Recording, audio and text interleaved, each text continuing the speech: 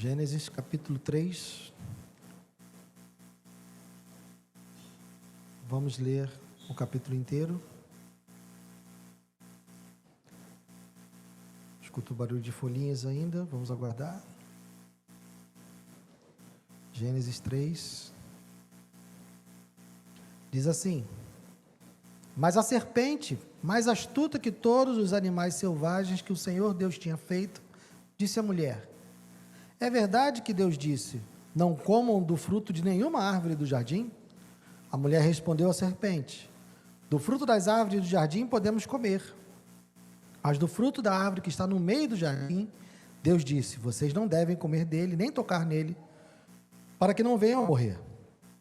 Então a serpente disse à mulher: É certo que vocês não morrerão, porque Deus sabe que no dia em que dele comerem, os olhos de vocês se abrirão, e como Deus, vocês serão conhecedores do bem e do mal. Vendo a mulher que a árvore era boa para se comer, agradável aos olhos e árvore desejável para dar entendimento, tomou do seu fruto e comeu, e deu também ao marido, e ele comeu.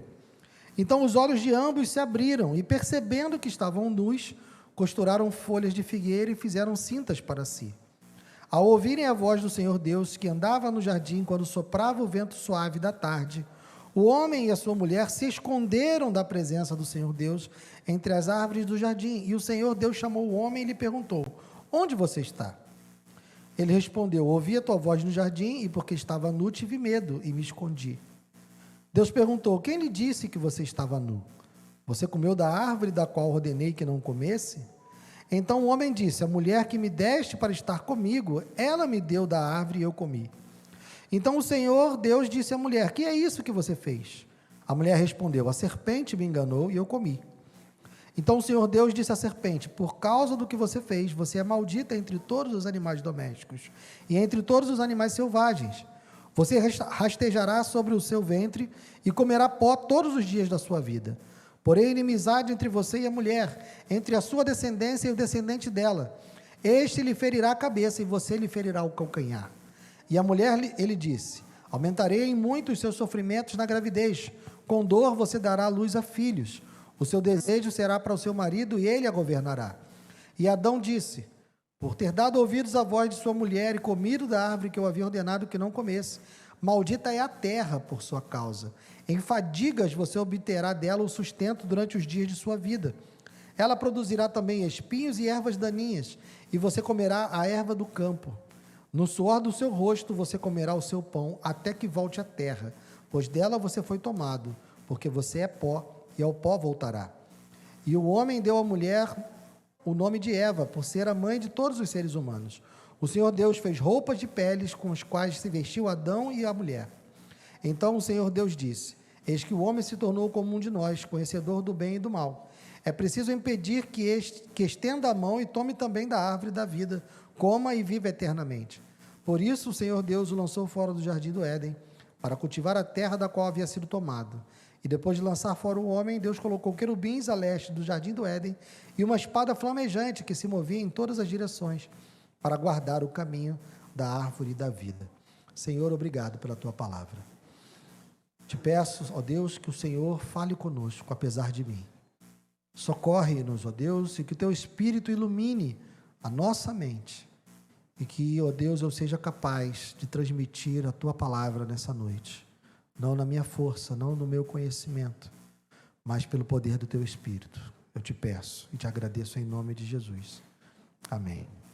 Pode sentar, queridos.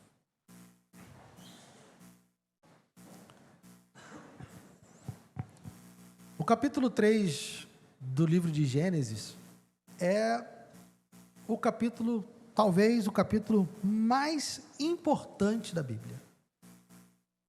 Por quê? Porque se nós não compreendermos o que aconteceu aqui, nós não vamos entender qual é a mensagem central das Escrituras. A Bíblia, ela é um manual de salvação.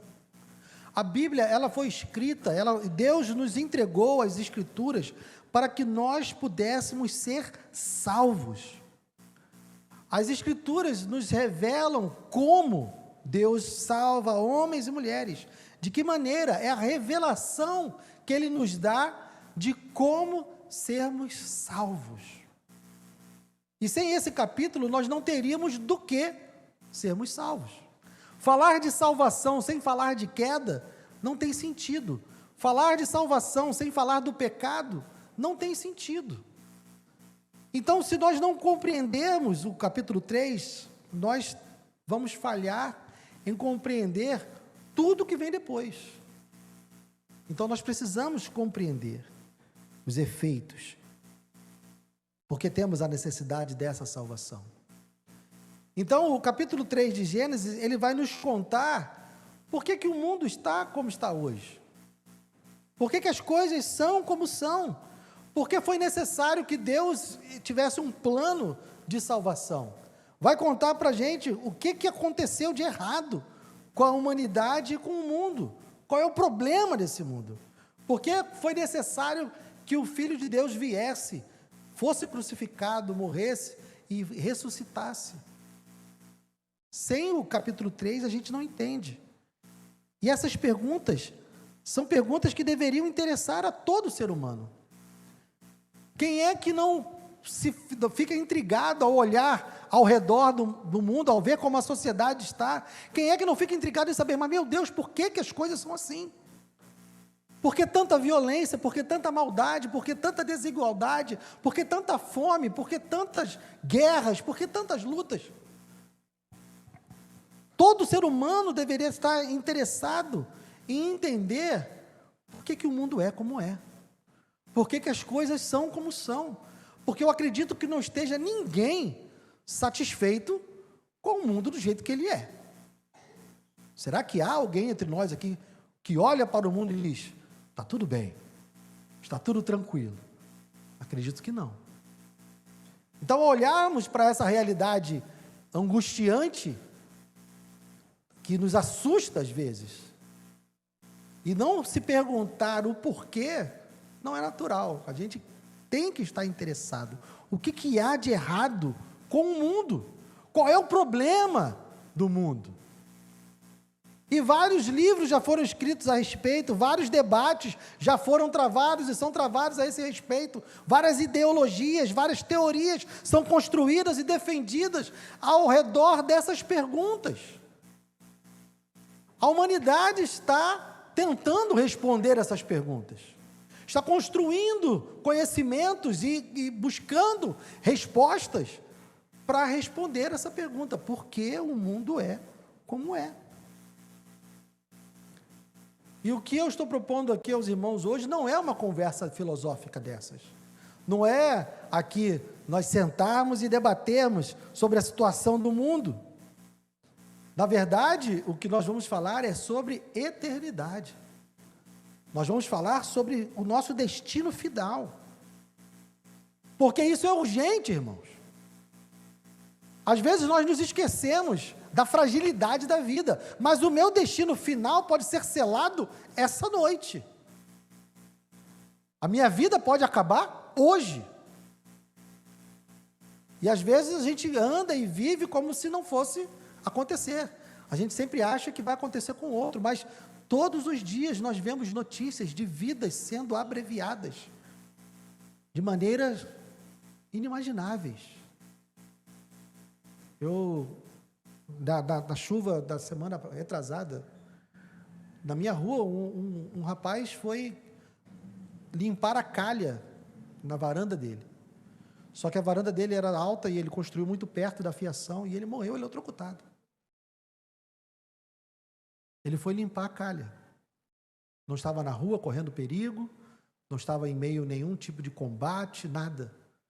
A nossa vida é assim, irmãos. A nossa vida pode acabar hoje.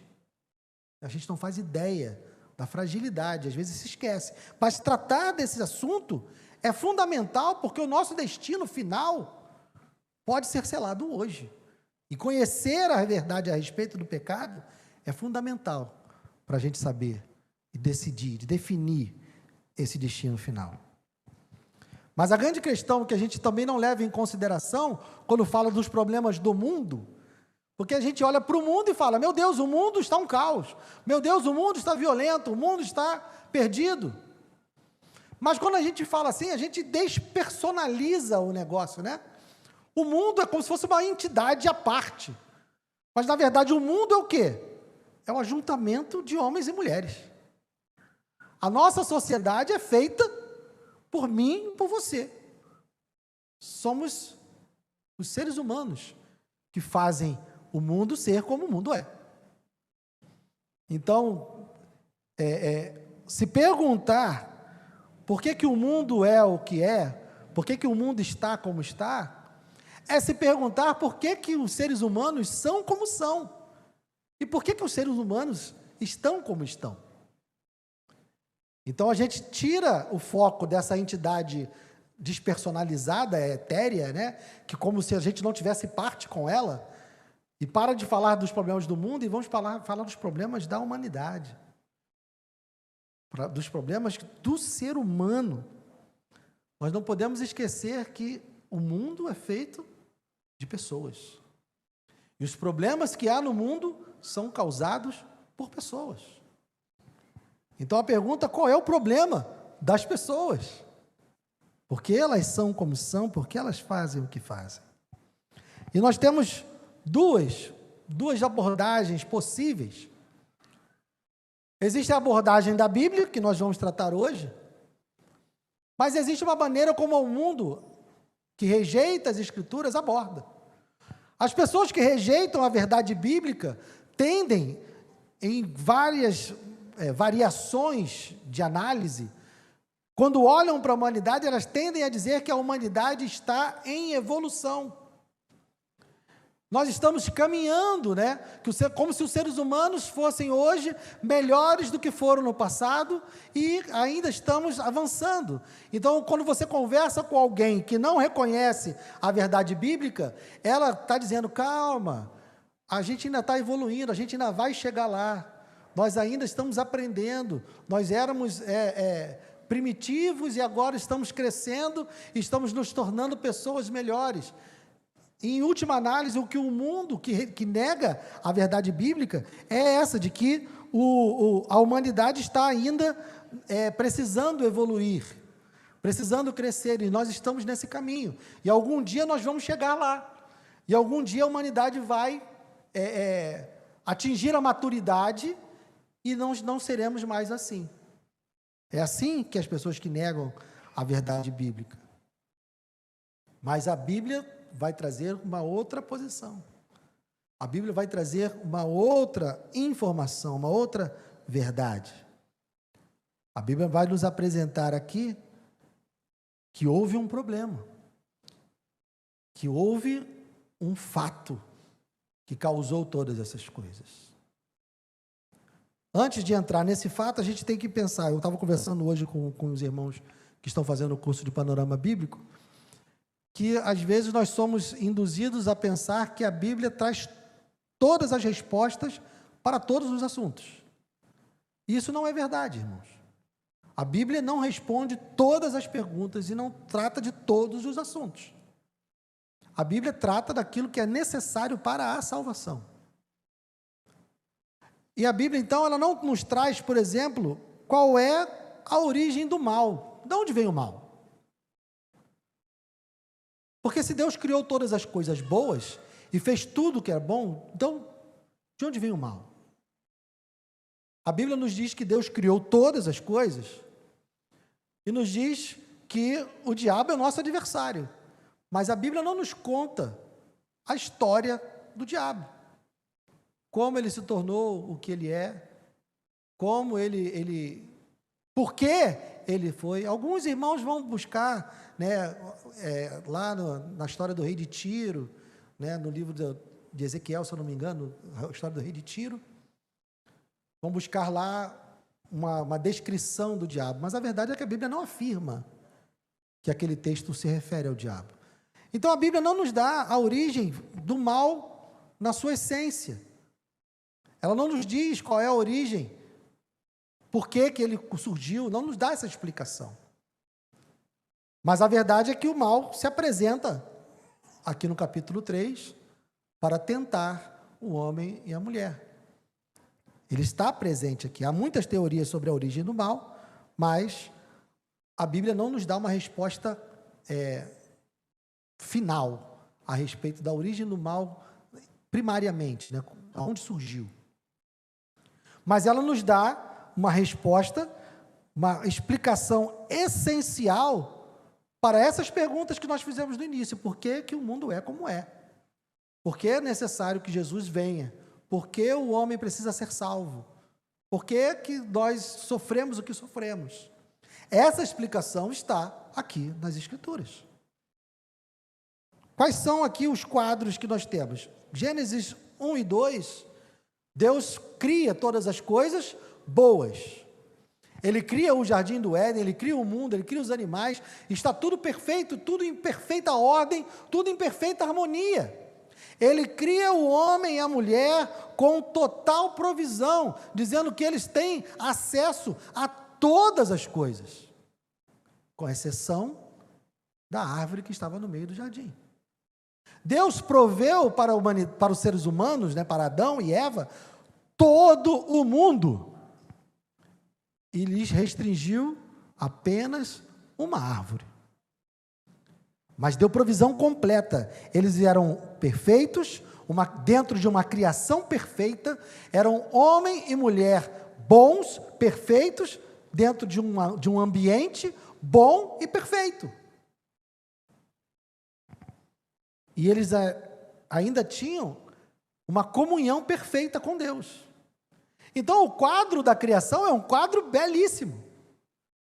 Um lugar perfeito, feito por um Deus perfeito, onde Ele coloca pessoas perfeitas, que têm relacionamentos perfeitos. Essa é a pintura que Deus realiza. Essa é a obra que Deus realiza. No entanto, nós lemos aqui no capítulo 3, já um quadro completamente adverso.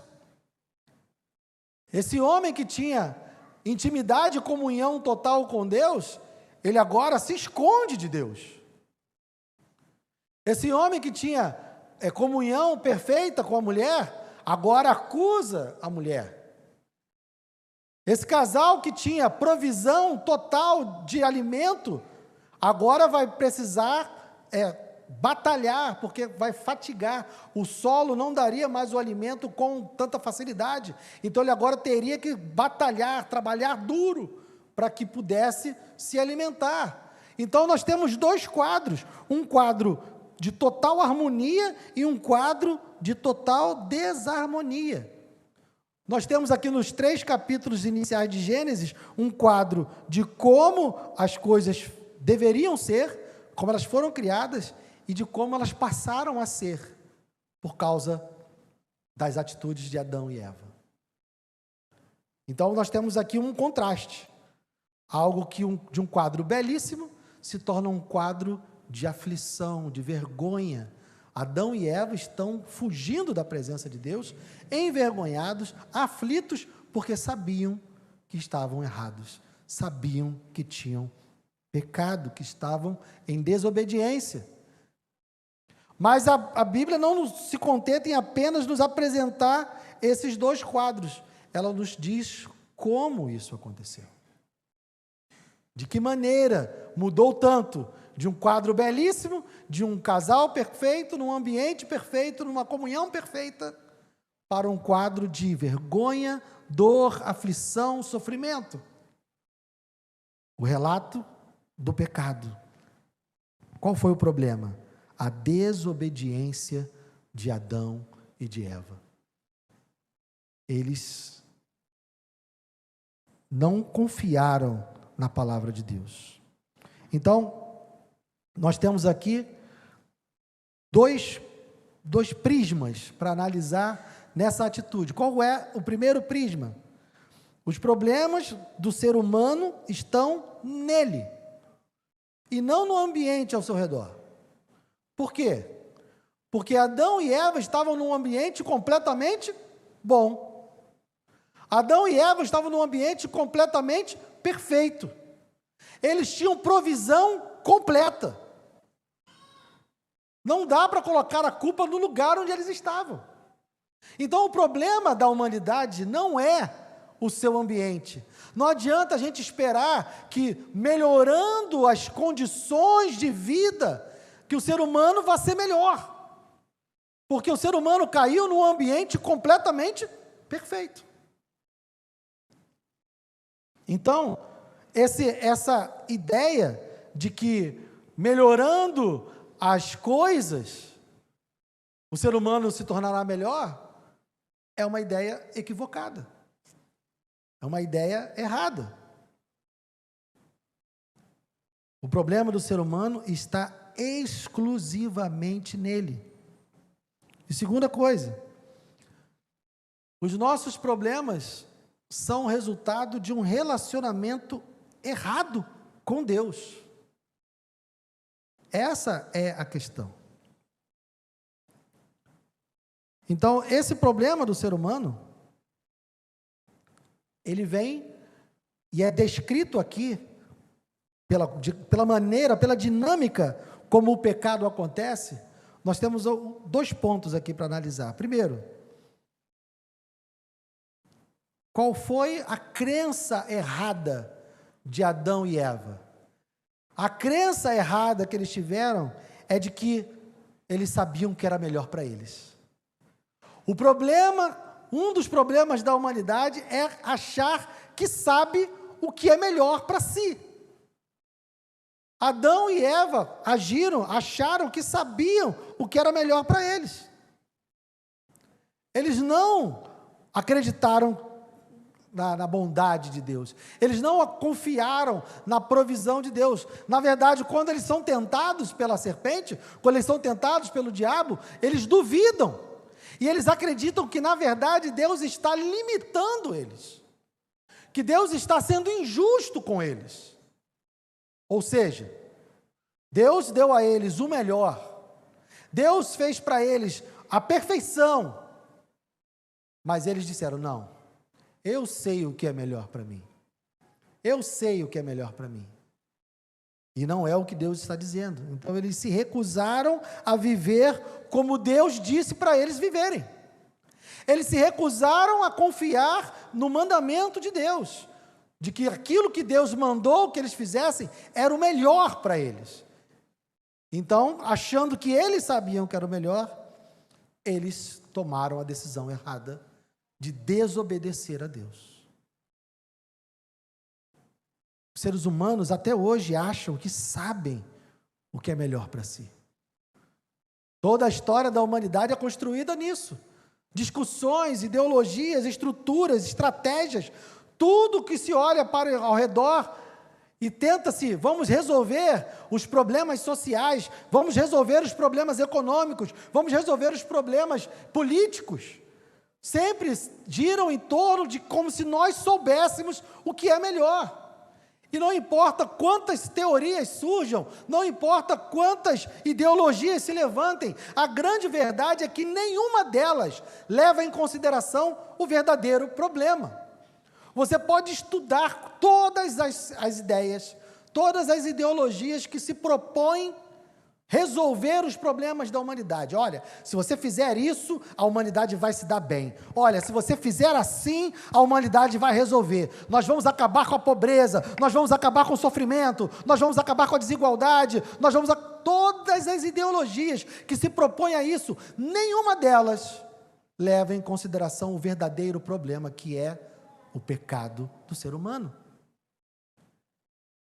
Toda e qualquer ideia que não levar em consideração o fato de nós sermos pecadores, vai falhar, vai errar, e não vai conseguir dar cabo dos problemas do mundo. O ser humano acha que sabe o que é melhor. Ele não confia que Deus está dizendo para nós o que é melhor, que Deus propôs algo melhor, que se nós obedecermos o que Ele diz, nós viveremos melhor. A solução para todos os problemas da humanidade é o ser humano se arrepender do seu pecado e dar ouvidos a Deus e fazer aquilo que Deus diz para cada um de nós fazer. Se qualquer um começar a ensinar isso aí fora, ele vai ser negado. Porque é isso que o Evangelho ensina. E o Evangelho é recusado pela humanidade. Então, o primeiro problema que se coloca aqui em Gênesis capítulo 3 é porque o ser humano acredita que sabe o que é melhor para si, quando na verdade ele não sabe. O segundo problema é que o ser humano se recusa a acreditar, se recusa a aceitar de que haverá uma punição, de que haverá um juízo. Porque Deus, quando disse para Adão e Eva a maneira como eles deveriam viver, Ele disse o quê? Enchei a terra, multiplicai-vos, é tudo de vocês. Só não comam do fruto da árvore que está no centro do jardim. Só não comam do fruto do conhecimento do bem e do mal. Por quê? Porque se dele comerem, vocês vão morrer. O que Adão e Eva dão ouvidos assim? O que a serpente diz para Adão e Eva? É certo que vocês não vão morrer. Não tem punição nenhuma. Não tem juízo nenhum. Isso é história. Pode ir tranquilo. Pode fazer. Porque não tem punição no futuro. Vocês não vão colher consequências no futuro. Então a humanidade, desde Adão e Eva, vem acreditando que não sofrerá nenhum tipo de sanção ou de punição. Hoje, até mesmo igrejas ditas evangélicas dizem que Deus é só amor e que está tudo bem, vai todo mundo para o céu, pode ficar tranquilo. Até mesmo igrejas hoje estão se inclinando para negar aquilo que o próprio Deus afirma: haverá juízo, haverá condenação, haverá castigo. Mas a humanidade segue negando. Adão negou no seu coração de que haveria uma consequência, e a humanidade vem repetindo isso ao longo da história. Se olharmos para a história bíblica, nós vamos ver que a história da humanidade é a repetição dessa crença de que sabemos o que é melhor para nós e de que não haverá consequência em não fazer aquilo que Deus determina que façamos. Foi assim também nos tempos de Noé. Noé ficou pregando durante 100 anos, dizendo que haveria um dilúvio. E aconteceu o quê? Ninguém deu ouvido. E houve o dilúvio. Você vai vendo a história de Israel, Deus vai dizendo para eles: olha, não façam, não adorem outros deuses, não se casem com as filhas dos povos daquela terra, não se entreguem à idolatria. E o povo faz o quê? Não, a gente sabe o que é melhor. A gente vai idolatrar. A gente vai fazer o que a gente acha que é certo, porque não vai pegar nada. E viu o quê? Juízo. Deus está demonstrando para nós, nas Escrituras, ao longo da história bíblica, de que sempre há consequências da desobediência. A crença do ser humano de que sabe o que é melhor para si, e a crença do ser humano de que não haverá julgamento, é negada sistematicamente pela Bíblia. As Escrituras nos mostram sistematicamente, evento após evento: vocês não sabem o que é melhor para vocês. E se vocês insistirem em fazer o que vocês querem, vocês alcançarão a punição. Ela nos ensina isso o tempo inteiro. Adão e Eva não creram, os contemporâneos de Noé não creram, Israel na terra prometida não creu, os judeus que estavam diante de Jesus não creram. E a humanidade hoje segue não crendo. Segue achando que sabe o que é melhor para si e que não vai colher nenhuma consequência de viver como quer. É por isso que o mundo está como está, gente. É por isso que a violência está em todo canto, é por isso que a injustiça está em todo canto, é por isso que a desigualdade está em todo canto, porque os seres humanos acham que sabem o que é melhor para si. E acham que podem fazer o que querem sem ter nenhum tipo de consequência. Mas a grande verdade é que Deus está vendo tudo. Deus viu Adão e Eva, Deus conhecia o coração da humanidade nos tempos de Noé, Deus conhecia o coração dos fariseus, Deus conhece o meu e o seu coração, Deus sabe exatamente o que cada um dos seres humanos está fazendo. Não há nada em oculto para Deus. Deus conhece todos os pecados de todos os seres humanos.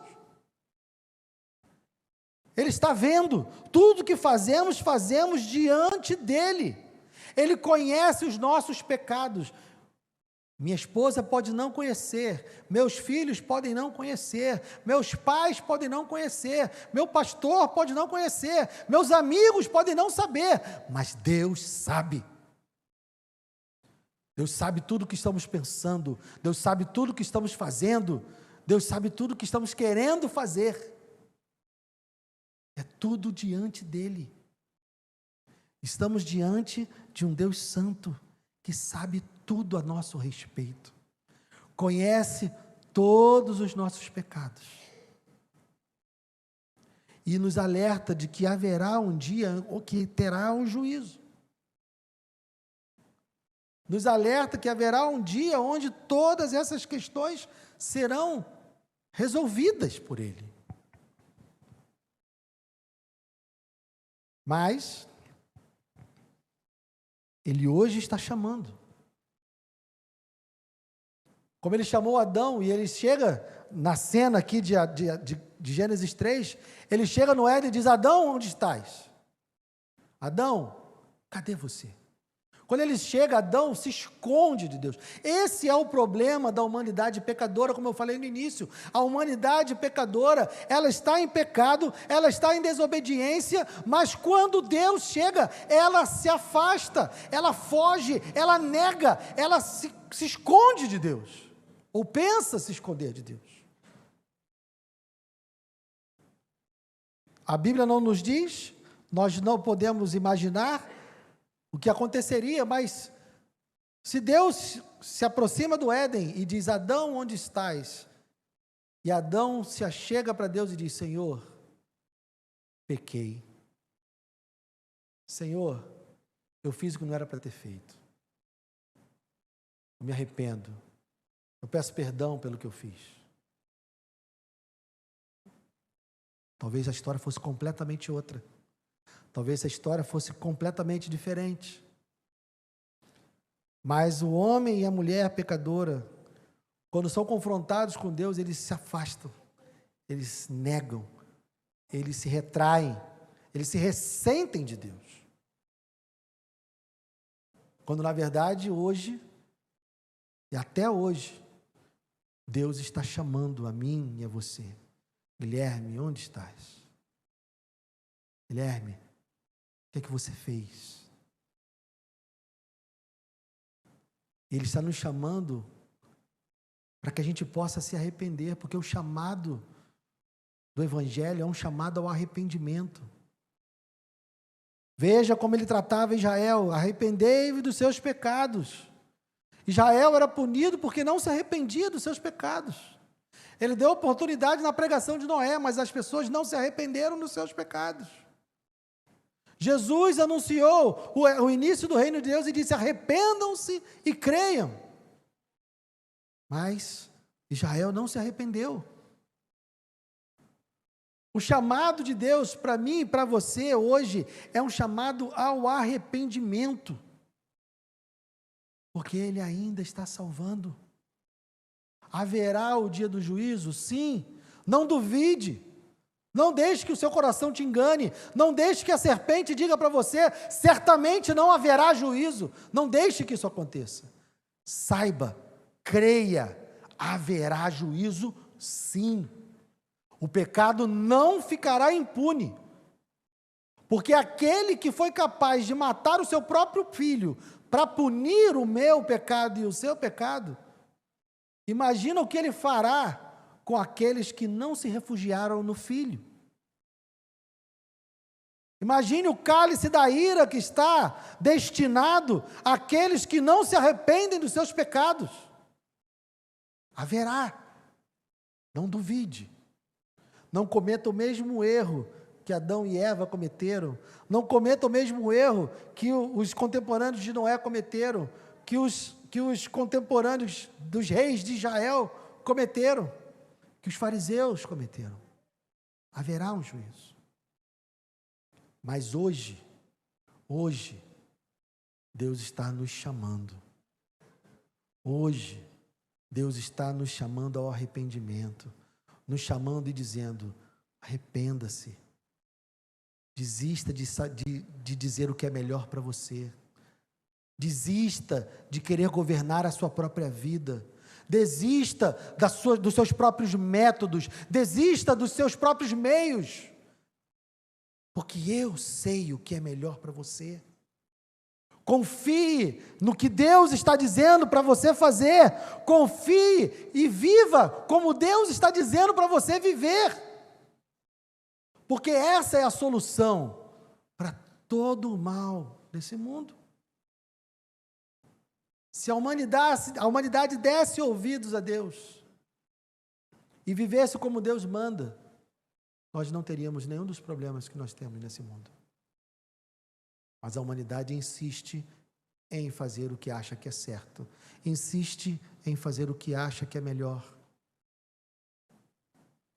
Mas Deus nos dá a oportunidade de desistirmos disso. Deus nos dá a oportunidade de abrirmos mão disso. De dizermos: Senhor, eu confesso que eu não sei o que é melhor para mim. Senhor, eu confesso que eu não posso confiar no meu coração. Senhor, eu confesso que eu não posso confiar nas minhas ideias. Eu não posso confiar nos meus planos.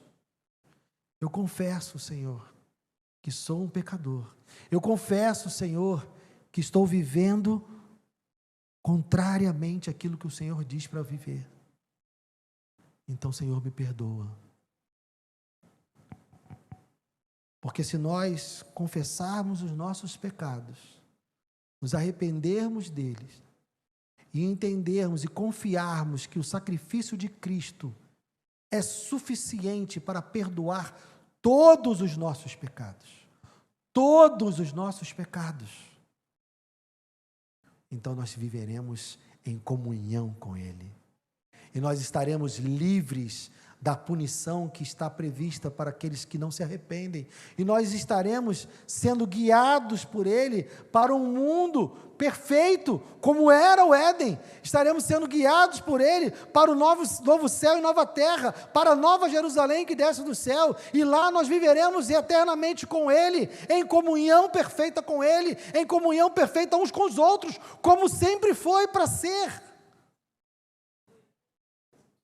Esse é o chamado de Deus para mim e para você. Arrependa-se dos seus pecados, arrependa-se da ideia de que você sabe o que é melhor para você, e creia que o único jeito de escapar, de fugir da punição destinada ao pecado, é reconhecer que o Senhor Jesus morreu pelos nossos pecados, que Ele foi punido na cruz por causa de mim e de você, que a ira que Deus derramou sobre Cristo na cruz era uma ira que estava destinada a mim e a você, e por causa desse sacrifício, por causa desse sangue que foi derramado em nosso favor, é que nós podemos ter paz com Deus. Então desista, irmãos. Se há alguém aqui entre nós que ainda acha que sabe o que é melhor para si, se há alguém aqui entre nós que não acredita que haverá um juízo, arrependa-se, porque hoje Ele está chamando pelo seu nome, como Ele chamou por Adão.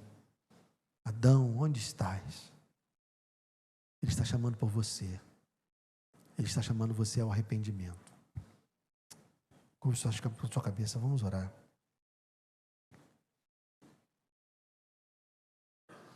Senhor,